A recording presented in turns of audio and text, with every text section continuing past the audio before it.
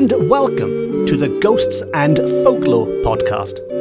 I'm Mark Rees, and on each episode, I investigate a different, weird, and wonderful subject. And on this episode, we are going to recreate a Victorian séance and possibly make contact with the dead by using a first-hand account from a group who did just that in the 19th century. And the ghost or ghosts they communicated with did a lot more than just move a glass around a table. There were sounds heard, sights seen, corpse candles floating in the air, death-like fingers grasping from the darkness, and people screaming and fainting all around.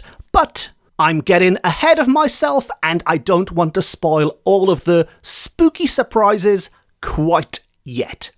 Now, in the 19th century, going to a séance on a Friday night, or any night, was much like going to a show or a concert. There were psychic mediums plying their trade on the high streets of towns and cities across the land, and everyone seemingly was paying them a visit, from the working classes right up to the royal family. By all accounts, Queen Victoria herself was particularly keen on such things. And people visited these mediums for lots of different reasons. While there might have been some who were there for genuine spiritual or scientific reasons, maybe they'd lost a loved one and they wanted some reassuring words, or they wanted to confirm or deny if there really was anything in this whole life after death business.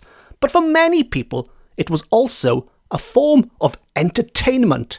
Going to see the medium was a bit like jumping on a ghost train. You and your friends could get together and pop in for an evening's entertainment, for a few hours of contacting the dead. Some screaming, some jumping about, maybe a little bit of fumbling in the dark, which was the main appeal for some people.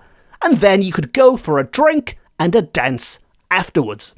But whether you were there for spiritual reasons, for scientific reasons, or just to have a bit of a laugh, what actually happened at these seances? Well, while each medium had their own way of doing things, which did become more extravagant as time went on, generally the medium would lead the group, and they would gather in the darkness of the parlour, where they would sit around the table and wait for messages to be sent from what they believed to be spirits. And these messages would be received in the form of knocks, taps. Yes, I did just use the same sound effect for both knocks and taps. Is there a difference between them? I don't know. But at its most basic, messages would be received in the forms of knocks and taps. But more than that, tables might be tipped. Glasses might move seemingly of their own accord around the table, and in some of the more memorable cases, like the one we are going to look at on this episode, the participants might smell, touch, or even see these apparitions who fleetingly materialised before their very eyes. And so, to begin at the beginning of our séance, we are now going to turn to a man called Clearstone, who, in 1879, attended his first séance in Swansea. And, luckily for us, he wrote a detailed account of all of the paranormal activity which occurred, which he then sent to the Welsh press, who published it, and that's where I found it more than a century later when I was rummaging through old newspapers while researching my book, Ghosts of Wales, Accounts from the Victorian Archives. Now, before attending the séance, Clearstone notes that he had read much about spiritualism beforehand, so he knew something about what might or might not happen. And he wasn't sure if he believed or not either. To quote, he says, "Even though there should be a mysterious force, is it necessarily connected with the souls of the departed?" So Clearstone is somebody who believes in something. He believes there is a mysterious force out there. But he doesn't necessarily believe this force is connected to the spirit of a dead human trying to make contact. So we have someone who you could say is an ideal independent witness in a way. This is somebody, not some gullible person who will just believe anything which is put in front of them. But at the same time, they are open-minded enough to accept things if they were to occur, and personally, I've always thought this is the best way to approach such things, even nowadays.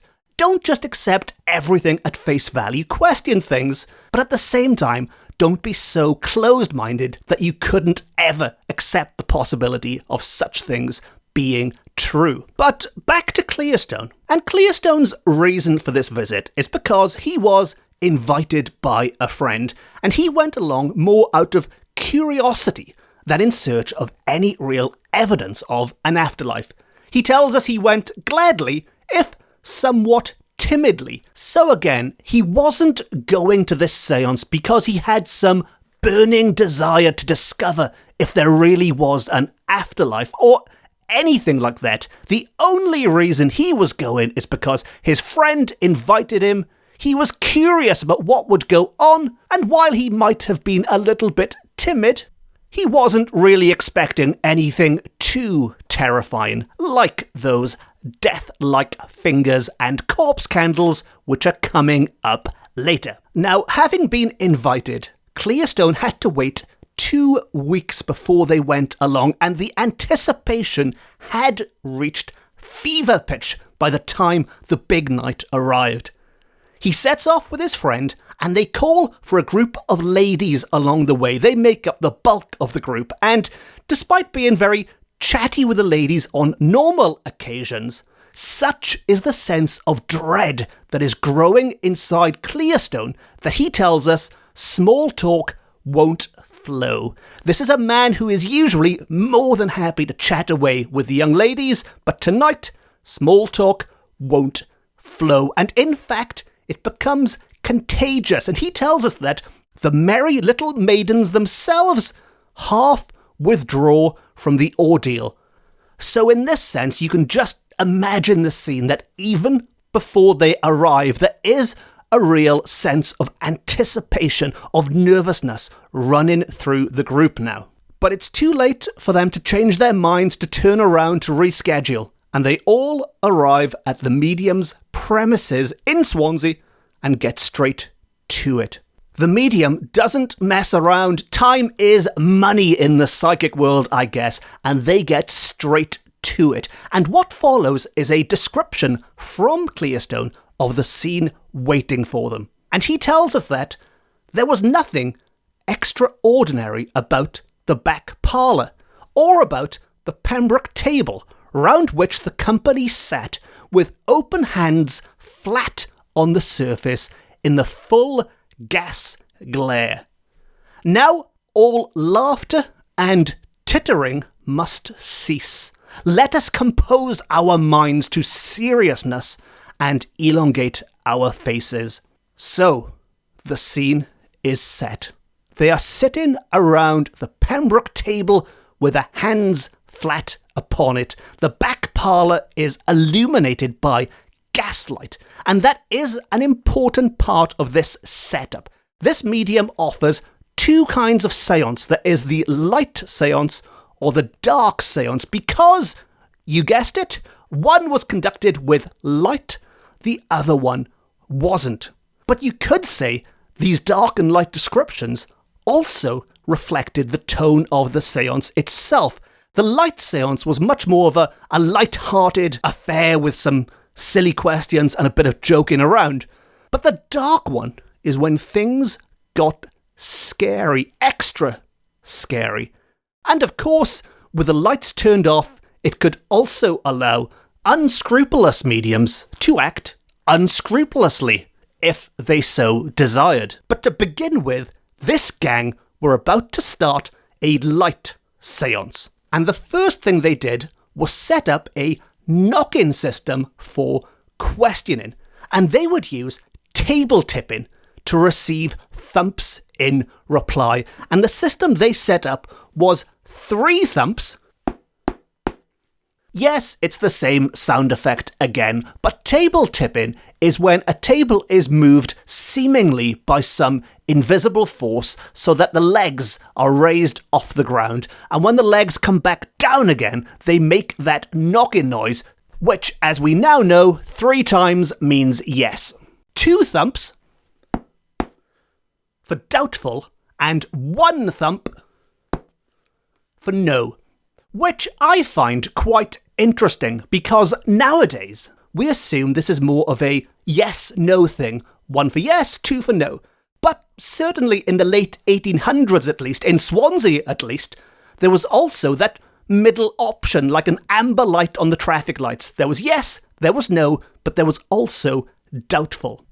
And so, with everyone in place, with the system established, it was time to begin the séance. And all of these questions are going to be direct quotes from Clearstone. And they start with a nice simple one. Are there any good spirits here tonight? 3 thumps on the table in token of yes. What will the good spirit tell us? At which point Clearstone jokes, well, whatever we like. And as mentioned, these light seances are much more for entertainment than anything else. And the questioning goes along the lines of, will it tell the ages of the ladies? And as a result, there is commotion among the ladies. As we all know, you should never ask a lady her age. But in this case, the ghost is more than happy to answer. There is a flip, flap, flop goes the table. I am not even going to attempt to recreate a flip, flap, flop sound. The best I can do is knocks. But flip, flap, flop goes the table with an alacrity of ungallantry, which would lead to the belief that the rapping was done by the spirit of some dear departed old maid. Clearly the ghosts have no respect for young ladies' ages. Now, the next question continues this theme of not being particularly serious, and it's prompted by an interested and interesting young girl who asks, is Mr. A in love? I am assuming Mr. A is Clearstone's friend. They are the only 2 men there. To which Mr. A frowned, we are told, looked convicted, blushed slightly, but the table replied doubtful, to the general relief of the ladies present. So no, according to the spirits at least, Mr. A was not in love.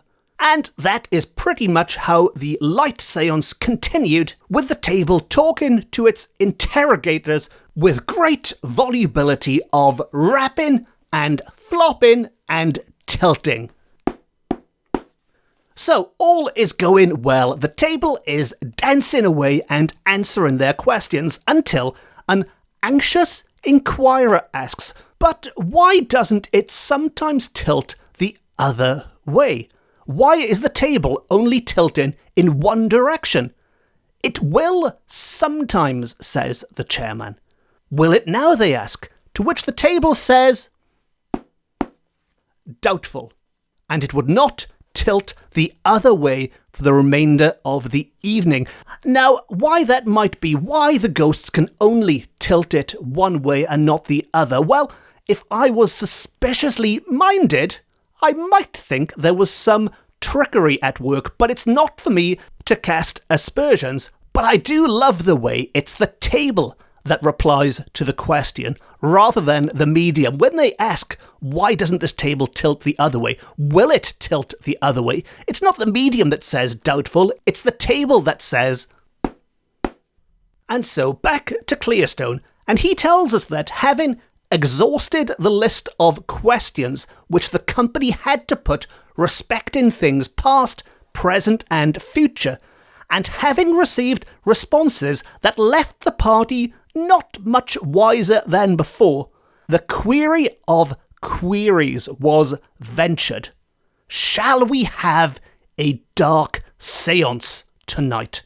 and answered in the affirmative. So, having exhausted these more playful questions, the kind of things you might ask a fortune teller, is so-and-so in love? When am I going to get married? With all of that out of the way, it was time to get serious, and it was time to start a dark séance. And as mentioned, a dark séance is dark by name, dark by nature. And once more we will turn to Clearstone to set the scene for us. And he tells us that with all hands tightly joined on the table, the gas went out. No fire, no glare through window or keyhole, total darkness, silence and palpitation of heart. Then arose slowly and softly the strains of an ancient congregational tune in the minor key, as the weird incantation now swelled into fullness of harmony, and now sunk in doleful cadence. Hark! What was that unearthly jingle? So the dark séance has begun in quite epic fashion. They can't see a thing. It is total darkness, but they can certainly hear something. They can hear the strains of an ancient congregational tune in the minor key, whatever that may be. Well, Clearstone offers a few ideas of what he thinks it is, and he says, is it the clanking of ghostly chains as the wicked spirits troop into the chamber? Or is it the shaking of the small tambourine which we thought we noticed on the sofa before the gas went out? Yes, it is the tambourine, which is now here to dance about in the upper air of the four corners of the room, as if grasped in the unsubstantial hands of some cachucha dancing sprite. Oh, the terror of that presence. So that escalated quickly, and that's probably the only time I'm going to use the words cachucha dancing sprite on this podcast or anywhere. But there was no more talking about silly things now. With the lights out and a cachucha dancing sprite entering the room and shaking the tambourine all about, things escalated. Clearstone says, then the tambourine descends and lightly bumps each of us on the head, and the ladies shriek in accompaniment. Then, within the dense darkness, is seen to rise a dimly phosphorescent light that quickens and dies and lives again, and alights on the nose of a young lady and whisks away to the ceiling quicker than electricity, and so, after 100 curious and inexplicable pranks, goes out as it came in, almost quite too awfully noiselessly. As I said, things have escalated rather quickly. They're no longer laughing and joking and asking if Mr. A is in love. They are now being banged on the head by a tambourine. They're being freaked out by some glowing light floating around the place, some corpse candle which darts around the room, even landed on some poor young lady's nose. And this paranormal assault, this assault of paranormal activity, is not going to let up yet. Clearstone tells us that they have no time to catch their breath. This is no time for gratulation. The horrors of the séance are accumulating thickly upon us. And after the aerial meanderings of the tambourine and the corpse candle comes the touch of a vanished hand. Yes, they are now being touched by a vanished hand, even though they attempt in the darkness to avoid it. To quote Clearstone, bob your heads, all ye instructed ones, even bob them down in the darkness, for there is now, going forth through the grim atmosphere of the chamber, a cold, clammy hand whose death-like fingers search for your faces and pat your head in kindliness, to box your ears in wrath, or to pull your nose in ignominy. Again, I said it escalated quickly, and it keeps on escalating. Not only is the ghost or ghosts touching them with death-like fingers, it's boxing their ears and pulling their nose, and the experience or just the anticipation of waiting for those fingers to pounce proves to be too overwhelming for some. And returning to Clearstone's narration, he says, "It comes, it is coming, it is here." This is past human endurance. One lady has fainted, and all of them are shrieking for pity and for light, dear light. Hands have been all the while held in remorseless grip as that other hand felt for its victims. But now are they wrenched asunder with terrified cries, and the séance is broken up in disorder. When the gas is reignited, it reveals pale and fearful faces of ladies and one in a faint. There is a sprinkling of water to try and revive the lady who has fainted, and for the remainder of the evening, there is just a shivery, shuddering solemnity. And for the last time on this episode, I am going to say, well, that escalated quickly. It reached the point where the entire thing just descended into chaos, and they were forced to end the séance, not by choice, but because people were screaming and fainting and desperately trying to find the light. And so, with the séance coming to an end, not in an orderly manner at the anointed time, they decided it was time to call it a night. And we should give the final word to Clearstone. What was really going on? What does he think, this man who was somewhat on the fence beforehand? Well, to quote, he tells us that they who only read, although in your case you are listening, but they who only read may laugh. But they who went through the mystic ordeal do anything but giggle when, in the dead of night, the memory of the tambourine dins in their ears, and the icy, cold hand pulls their sleepless nose. And so ends our séance, and so ends this episode. But what do you think really happened? Did Clearstone and his gang really make contact with the other side, or was it just another Victorian parlour game?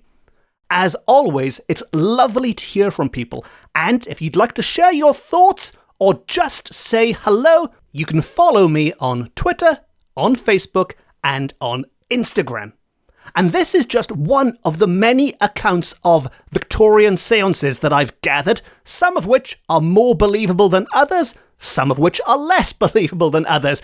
And if you'd like to read more of them, you can check them out in my book, Ghosts of Wales, Accounts from the Victorian Archives, which, like all of my other weird and wonderful books, are available from all good bookshops, offline and on, and are perfect in the build-up to Halloween. Also, if you enjoyed this episode and you haven't already, please consider hitting the subscribe button, because I am sure we will revisit the Victorian parlour sooner rather than later. And if you really enjoyed it and you'd like to show your support, please consider giving it a nice review or a quick thumbs up or 5 stars or whatever it is on whatever platform you are consuming this on. And on that note, it just leaves me to say thank you very much for listening. Diolch yn fawr iawn am wrando.